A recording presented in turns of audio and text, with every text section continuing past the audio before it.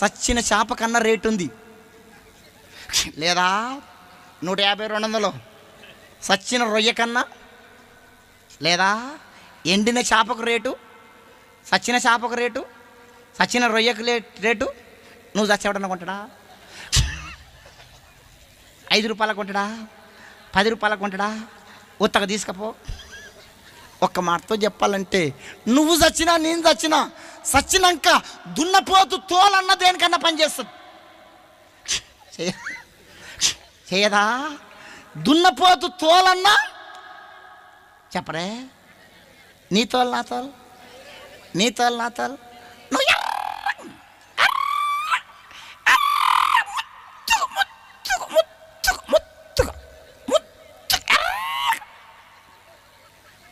కొంచెం ఎర్రగుంటే కొంచెం అందంగా ఉంటే ఆగారు, కట్లపాలాగా తిరుగుతూ ఉంటారు అర్థం కాడ.